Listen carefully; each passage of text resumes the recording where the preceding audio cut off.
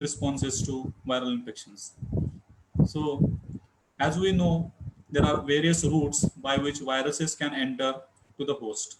Say, for example, through upper respiratory tract, influenza viruses or rhinoviruses enter. Then, through a gastrointestinal tract, enteroviruses or adenoviruses they infect the GI tract and cause diarrhea. Similarly, through eyes, enterovirus 70 or herpes simplex viruses they infect, and through arthropod bite, many Bunia viruses and flaviviruses they infect. So, whatever may be the route of the entry, so the host, the virus first faces the host defenses, out of which important is anatomical and chemical barriers. So, whatever is the route except for the arthropod borne viruses, the viruses which infect the host, they have to face these anatomical or physical barriers. So the anatomical or physical barriers includes mucus, saliva, or the gastric pH, then defensins, which are antimicrobial peptides. So many viruses they get filtered here. Then they have to cross the intrinsic barriers, just like the interferons, then RNA interference mechanism, and then apoptotic mechanisms, then microRNAs or the CRISPR pathways. After that, they have to cross the innate immune system barriers. The cells of the innate immune system they must overcome to invade the host immune system, and these cells include natural killer cells, then macrophages, dendritic cells, neutrophils. Once they overcome this innate barrier, they have to overcome the T cells and B cells, which are part of the adaptive immune system, to produce a successful infection and produce a progeny viruses. Moving next. So, the first cell which viruses encounter through the mucosal infection is epithelial cells. So these epithelial cells, they have they have PRRs, pathogen pathogen recognition receptors.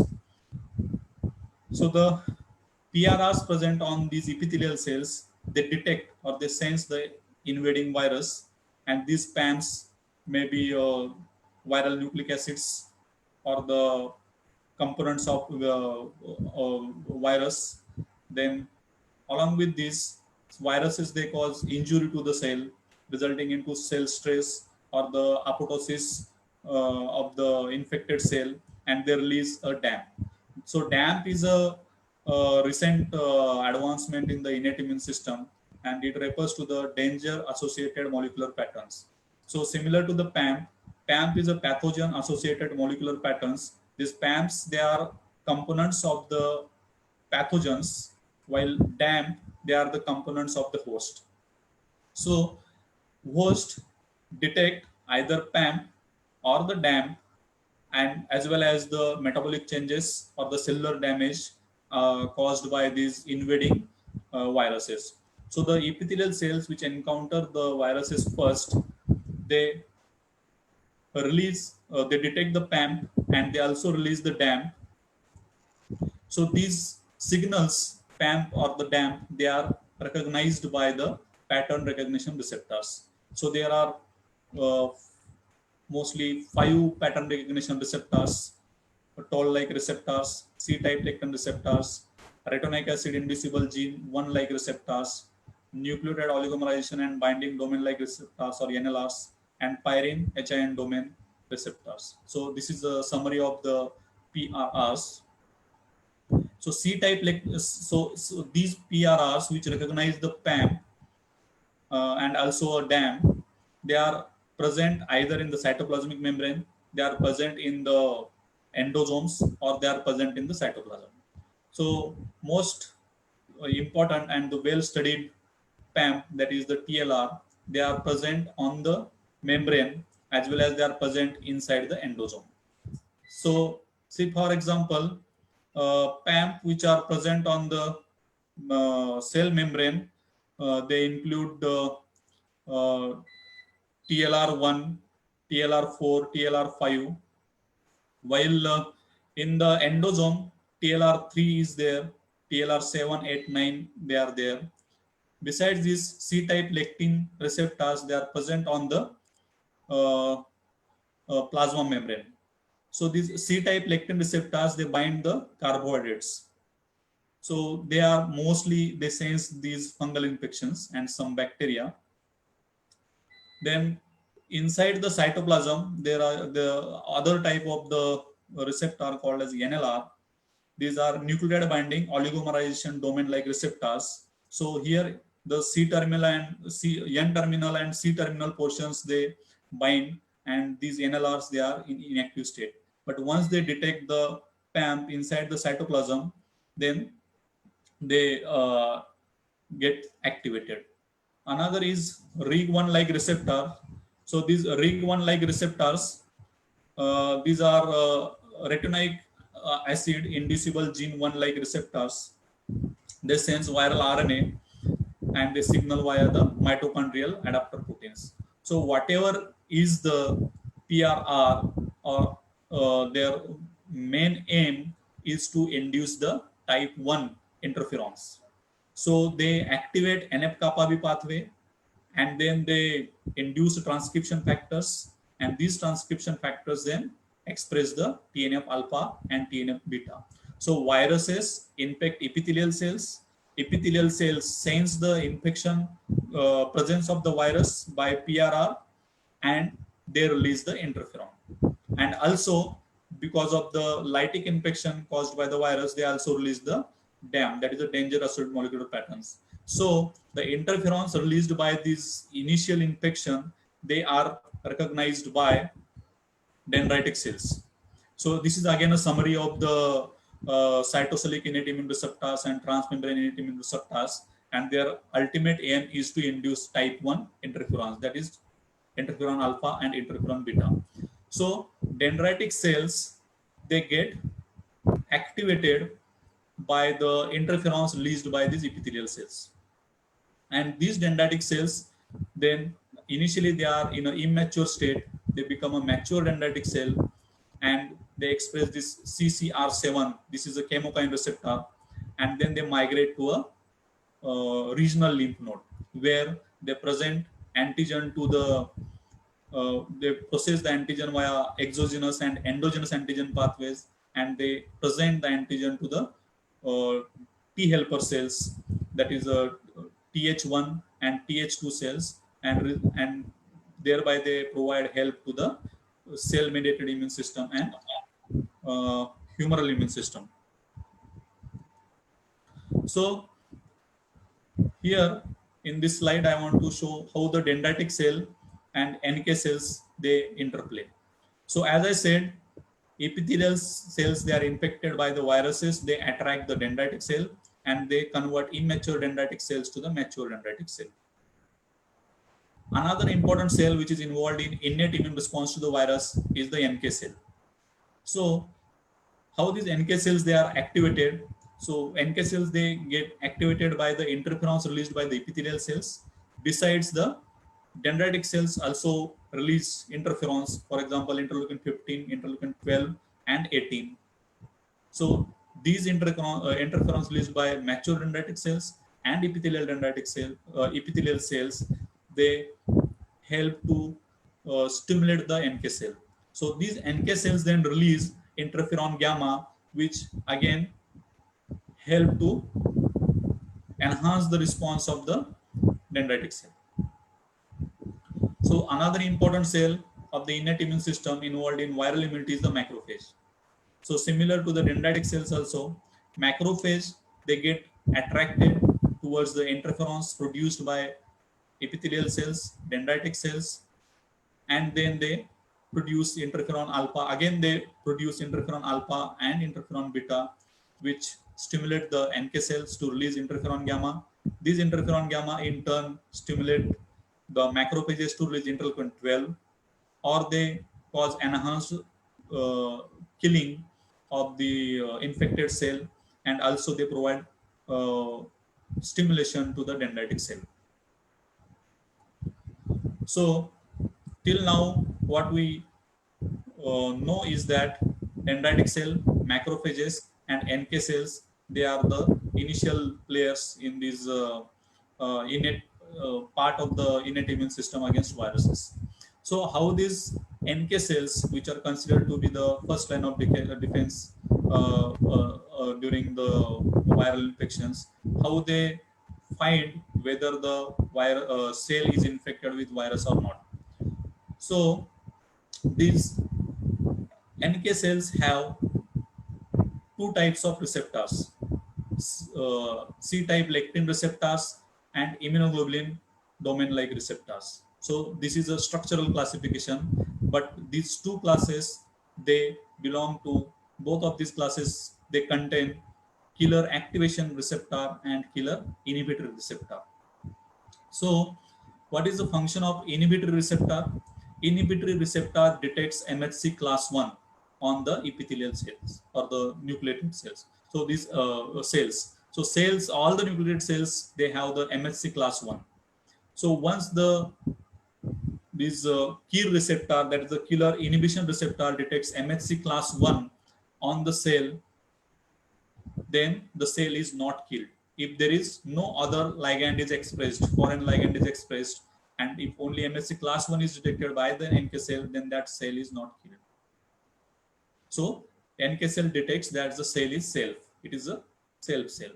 Then in second scenario, that is a missing cell, what happens? If there is no MHC class 1, then in this situation, the inhibiting receptor will not detect the MHC class 1 and it gets activated.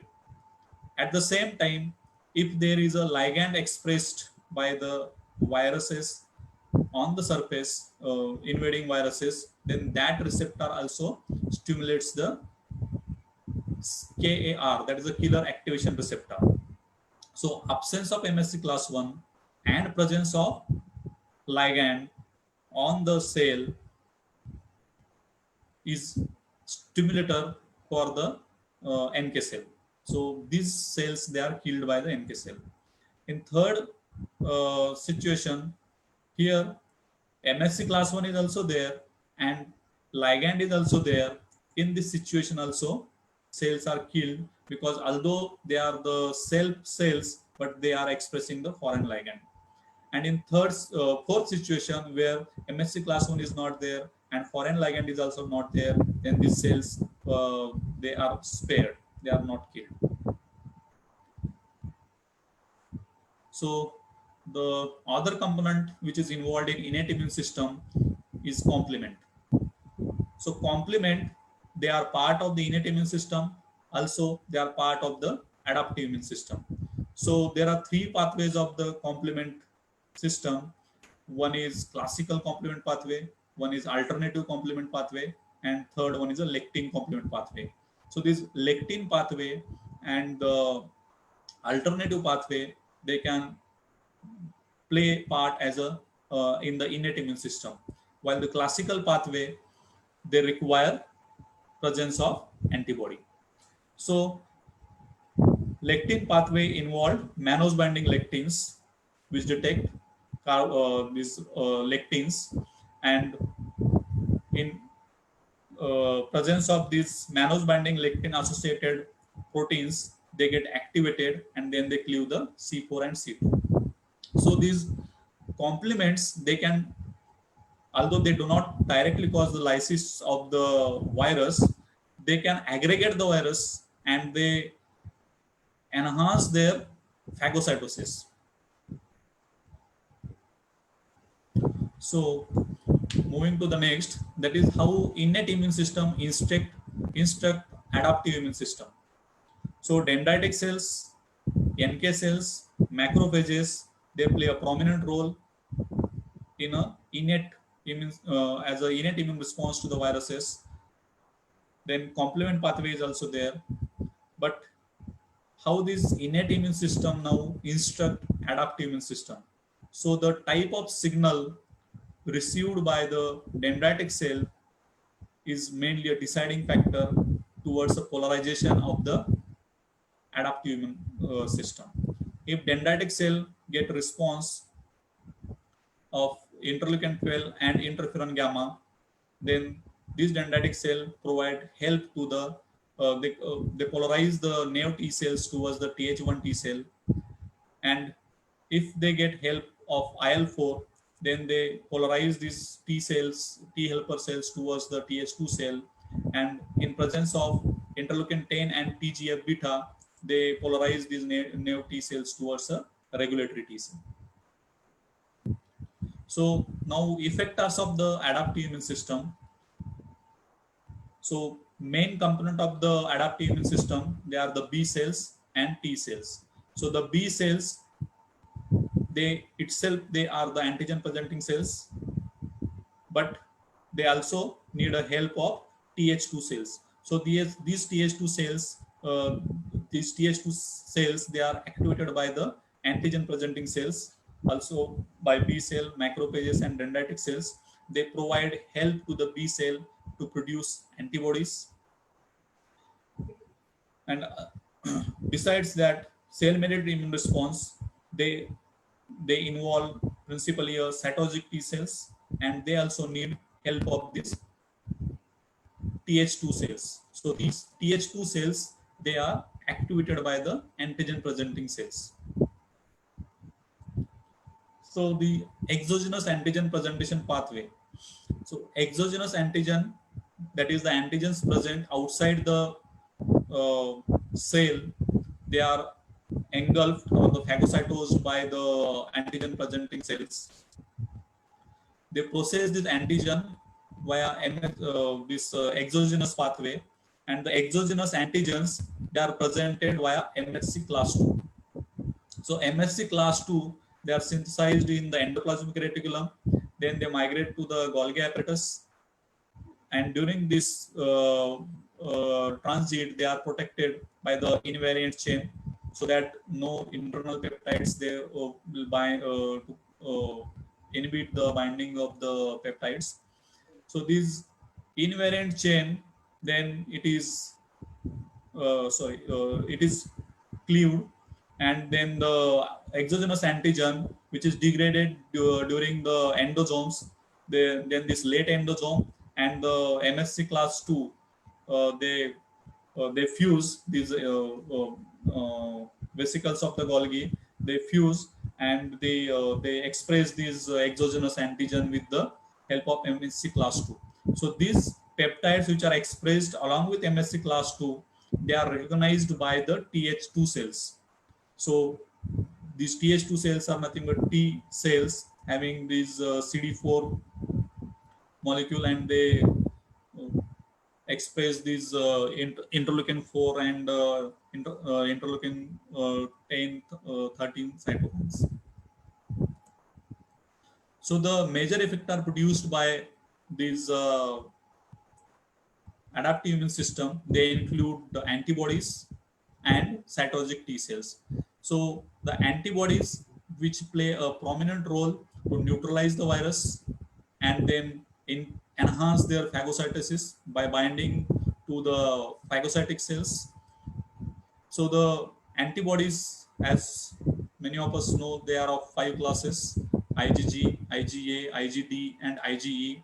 So IgA antibodies, they play a prominent role on the mucosal surfaces, while IgG, they are important in the circulation. IgM is also important in the circulation, while IgM and IgD, they both act as B cell receptors, and IgE, which is produced by the B cells, but then it gets fixed on the mast cells, and during the linking of this IgE, these mast cells release histamines and 5-hydroxytryptamines, resulting into allergic reactions.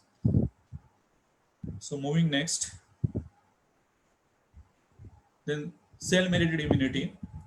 So here, virus-infected cells, uh, they express the antigen via MSC class 1. So the viruses, as they are intracellular pathogens, their antigen is presented with endogenous pathway, and via the endogenous pathway they are presented on the surface, which is detected by the CD8 plus cells, that is the cytotoxic T cells, and then they kill the virus infected cell. So one important difference in killing by the CD8 cells and the NK cells is that CD8 cells, they kill the viral infected cells if they are presented with only MHC, foreign antigen presented with self MHC, while NK cells kill cells if they are not expressing the MHC. So the viruses or the many intracellular pathogens, they downregulate the MHC class 1 pathway, and thereby they can escape the recognition by the CD8 cytotoxic T cells. They are trapped by the NK cells because they are now recognized as the non-self cells. So how this endogenous antigen is presented by the cells? So normally the proteins which are misfolded or not well organized, they are degraded by the proteasome. But during once they get activated by these interferons, these proteasomes turn into an immunoproteasome, and now they cleave the peptides uh, having a short sequence, that is 8 to 10 amino acid sequence, and then these peptides, they are transported through a TAP1 and TAP2 into the endoplasmic reticulum where MHC class 1 is there, and this calnexin is the chaperone which folds the MHC class 1 proper, carry out the proper folding of the MHC class 1 and interaction with the beta 2 microglobulin. So there is another protein, tapasin, along with this TAP1 and TAP2. They load the peptides and replace this calnexin. So there is a MHC-like molecule called DM, which is playing important role in replacing this calnexin with these peptides. So the viruses, as they are intracellular pathogens, these peptides, these viral proteins, they pass through the proteasome. They are cleaved there, and then they are transported, loaded on the MHC, and then through Golgi, they are expressed on the surface where they are recognized by the MHC class 1 along with the co-receptor. And then these cytotoxic T cells, they get activated because they have now recognized the foreign or non-self antigen along with the self MHC antigen. So how these cytotoxic T cells kill the infected cell? Cytotoxic T cells employ two pathways. One is this perforin or granzyme dependent pathway, and another one is a fast ligand pathway. So this perforin or granzyme pathway, it is employed by NK cell and both this cytotoxic T cell. Here the perforin causes pores in the plasma membrane, uh, uh, and which mimics the role played by the membrane attack complex of the complement pathway. And through these pores, granzymes they enter, and these granzymes they activate the this apoptotic pathway and resulting into a cell apoptosis. While the fast ligand expressed by the activated cytotoxic T cell, they bind the fast on the target cell and activate this caspase pathway and resulting into apoptosis. So this is mainly uh, two pathways which are employed by the cytotoxic T cell. Then another component of the adaptive immune system, which is employed by the innate immune system, is the antibody. So NK cells, they have a receptor for the CD16, which binds to the Fc receptor of the IgG. So although NK cells, they kill the infected cells in antigen non-specific manner, they can acquire this specificity by binding to the antibodies. So this is called as a antibody dependent cellular cytotoxicity. So once the antibodies, they are bound to the viral antigens expressed by the infected cells, these NK cells recognize the Fc receptors of the IgG, they bind the Fc receptor, and then they kill by releasing granules, uh, that is the perforin and granzyme. So then this is the kinetics of innate and adaptive immune response to the viral infection. As we discussed, the viral immune response is initially detected by these uh, interferon. The main initial mediators are the or signals are the interferon alpha and interferon beta. They are type 1 interferons, while the interferon gamma is a type 2 interferon, which is involved mostly in the adaptive immune system and have a role in immunomodulation of the immune system. While this type 1 interferons, that is interferon alpha and interferon beta, they are initially expressed. Then the NK cells come in the picture, and then the cytotoxic T cells, and then the antibody uh, come in the picture. So, as the virus host has a multiple mechanisms to counter the offense of the virus, they must regulate these mechanisms, immune system mechanisms. Otherwise, there will be the damage to the bystander cells or the cells which are healthy, which are not infected by the virus, but they may get damaged by these immune responses because of the fixing of the complement and these released granules by the cytotoxic T cells. So this is done by various mechanisms. Say, for example, anti-inflammatory cytokines are there, interleukin 10 and TGF beta, which are secreted by these immature dendritic cells, or Tregs, T regulatory cells. Then other anti-inflammatory molecules like galactins are there, or resolvins are there. They bind the TIM3 receptor and inhibit the effector T cells. Then T regulatory cells, they are there. So although there are different types of Treg cells, the prominent role is played by the CD4 plus FOXP3 plus regulatory T cells. So they also produce interleukin 10 and TGF beta. And the inhibitor receptors, so once the T cells they get activated, they also express some inhibitor receptors, for example, PD1 and CTLA4, which are engaged by the PDL1, that is the PD ligand, and CD80 or 86, and then these cytotoxic T cells they undergo apoptosis, so as to terminate the immune response. So although host has a wide variety of the immune mechanisms against virus they are smart enough to evade all these immune responses, because otherwise they will not able to produce the disease and produce the progeny. So the viruses, how they evade the immune system. So there are various mechanisms. One is antigenic variation. For example, influenza viruses, they undergo genetic antigenic shift and drift. Rhinoviruses, they also undergo mutations, and thereby they evade the already induced immune response or already present immune response in the host. Then there are some viruses, for example, herpes simplex, they block the TAP transporter, which is very important in the endogenous antigen presentation. Cytomegaloviruses, they remove class 1 molecules from the endoplasmic reticulum. Then some viruses, they produce cytokine homologs,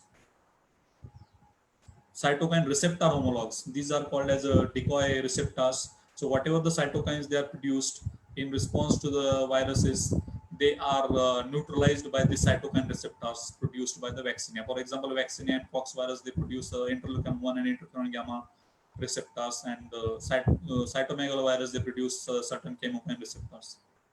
So instead of these cytokines and chemokines activating the immune response, they are uh, grabbed by these cytokine decoy receptors.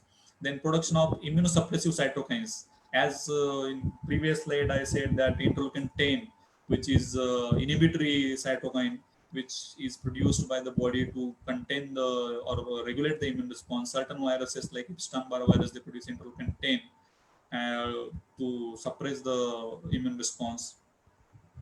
Then infection and death of functional impairment of immune cell. So for example, HIV, which infects CD4 and CD8 so these CD4 cells, so they decrease the count of the immune system cells, so thereby suppression of the immune response. So there are also strategies to evade the complement pathway. Uh, so human astroviruses, they bind to the lectin component, that is the NBL pathway, and so as there are n number of viral proteins involved to evade the cytokine, this complement pathways. For example, these flavivirus NS1 proteins, they regulate the regulators of the complement pathway. So they employ various mechanisms to evade these complement pathways. So finally, the summary of the immune defense against viruses. So the first and foremost, the defense against the viruses is the interferons. So these interferons, once they are produced, they act on the bystander cells or the cells in the vicinity of the infected cells, and they produce a antiviral state. So interferons, they are produced by macrophages, NK cells, the infected host cell, and dendritic cells. So plasmacytoid dendritic cells, they are major interferon producers among different classes of the dendritic cells. Then NK cell activation. So NK cell, based on the detecting of the missing self mechanism, that is absence of the MHC class 1, they detect the infected cell, and then they kill by two pathways, that is a granzyme or fast pathway. Then macrophage activation. Macrophage gets activated by interferon gamma, which is secreted by these NK cells at the site of infection. So these macrophages, although dendritic cells, once they sense the infection, they migrate to the lymph node. Macrophages remain at the site of the infection. They engulf the viruses, then they present the antigen. They attract the various other inflammatory cells at the site of infection, and finally they play a cleaning role also. So whatever the debris produced during this infection and during the containment of the infection, they are all cleaned by these macrophages. So all these antigen presenting cells, they activate the CD4 cells. That is the dendritic cells, they activate the CD4 T cells, which provide help to the cytotoxic T cell and B cell.